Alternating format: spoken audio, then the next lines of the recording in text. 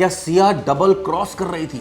जी हां, ये सबसे बड़ा खुलासा आपको बताने जा रहा हूं। ये पता चला है कि उसके व्हाट्सएप चैट से कि वो और चेतन पहले से ही शादीशुदा है, और ये बात बाकायदा उसने पूछताछ में बता दी है।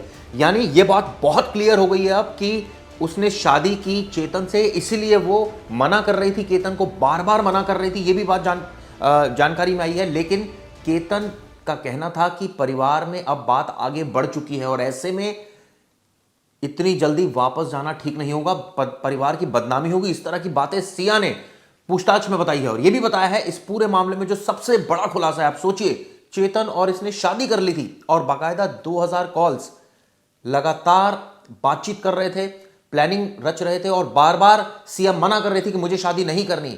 अपने मां बाप को उसने नहीं बताया था और यही वजह थी कि उसने बात केतन को बता दी थी। यह जानकारी निकलकर सामने आई है। इसके बारे में और डिटेल आपको देता हूं। दरअसल बहुत बड़ा खुलासा हुआ है।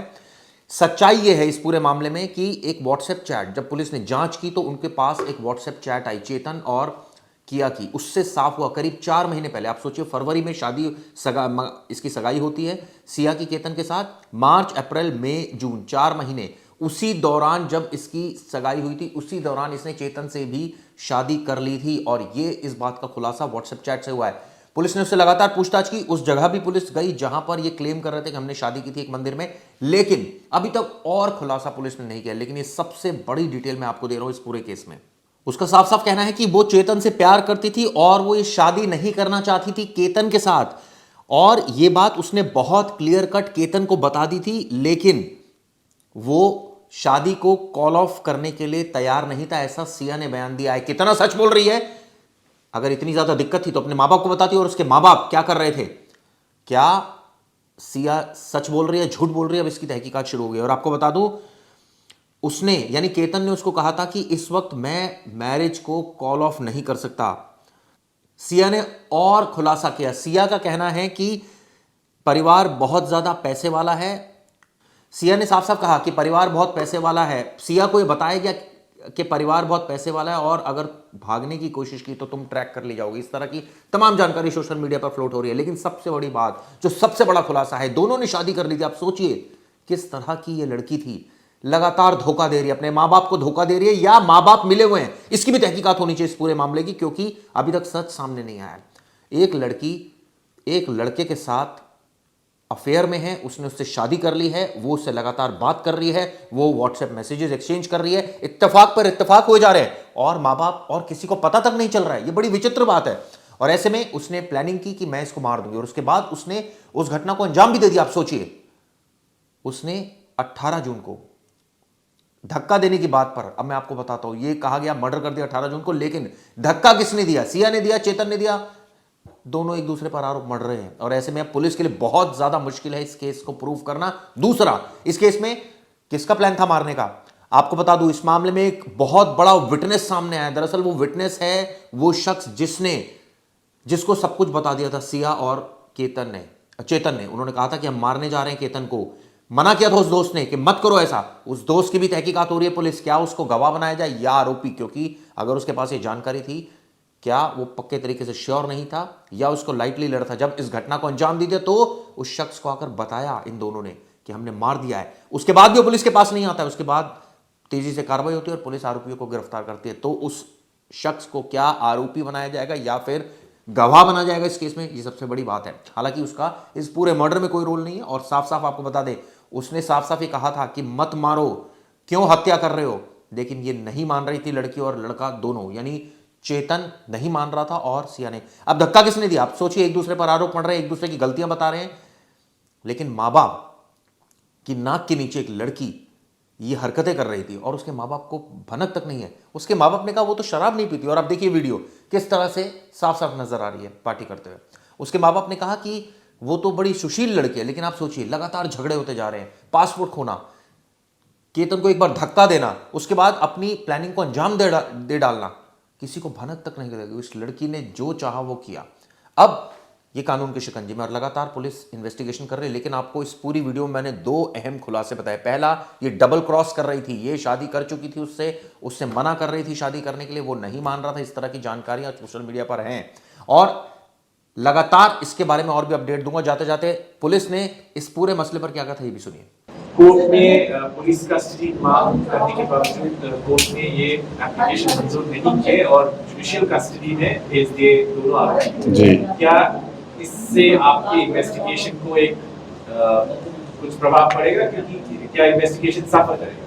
देखिए, इन्वेस्टिगेशन के लिए किसी भी एक्यूज्ड की उपस्थिति जो रहती है पुलिस कस्टडी में, वो ज़्यादा से ज़्यादा मिलना, उसके लिए हम अपना जो है प्रयास करते हैं, क्योंकि इंफॉर्मेशन वहाँ से उनसे लेनी और घटनाक्रम के बार बार उस तरह के जो प्रश्न हैं उनके उत्तर लेने, ये एक फाइन इंटरोगेशन टेक्निक्स जो है वो हम यूज़ करते हैं। तो उसके लिए ज़्यादा पीसीआर मिलना is always good for us, परंतु कोटा ने, माननीय न्यायालय ने ऑलरेडी हमें 7 दिन का पीसीआर फिर 5 दिन का पीसीआर दिया है। हमने दोबारा प्रयास किए था कुछ और माहिती के लिए, but our investigation is going well. Sir वो पुणे में लाया गया था और इन्वेस्टिगेशन में क्या सामने आया है? मोबाइल भी जब्त किया गया है, कपड़े भी जब्त किए गए हैं। बिल्कुल।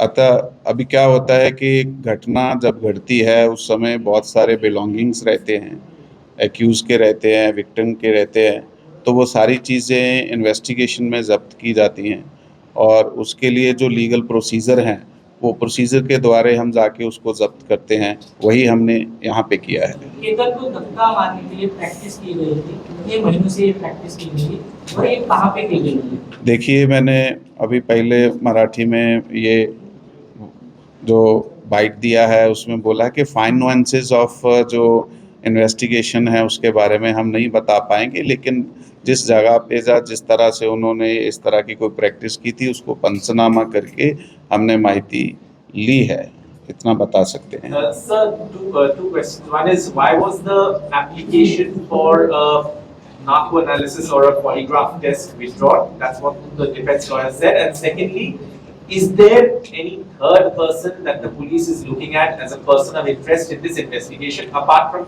Chetan and Zia? See, you have asked me 2 questions. The very first thing is that we haven't withdrawn anything.